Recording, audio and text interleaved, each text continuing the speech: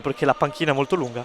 Cerinipadova invece che sta costruendo pian piano il suo percorso di crescita dopo molti cambiamenti di quest'anno, e questo lo dimostra con il gol in avvio di Angela Prela. Buona costruzione, aveva fatto un primo tempo pazzesco gasando tutto il pubblico, poi il secondo tempo un po' meno. Vediamo se la lunga riuscirà anche lei. Tanto spazio sulla sinistra per Furlanetto, però se adesso palleggia sola, bella palla intelligente per l'ala sinistra e conclude sotto il 7 Rondoni.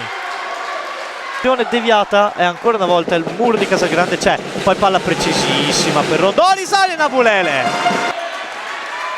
aveva anche poco spazio, è riuscito lo stesso a trovare l'angolino. Prela dall'altra parte, buona la palla di Ivana Giogap, Borrini,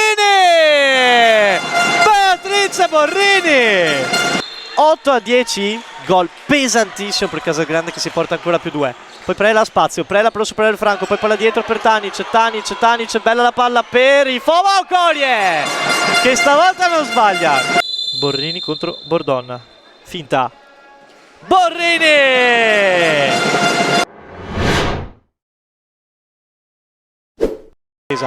Ivana Giogap, Borrini, si parte ora da destra, Ivana Giogap, Prela, Tanic, Okolie di giocatrici Casagrande, Borrini, scarico, Tanic, Murata, ora dall'altra parte Furlanetto che non sbaglia.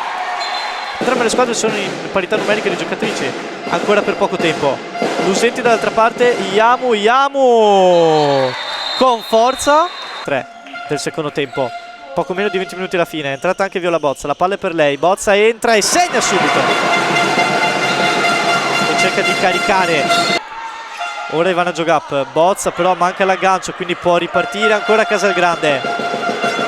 Orlandi, conclude Orlandi sul palo più lontano, palla dall'altra parte, si va dall'ala, conclusione, spacca la porta.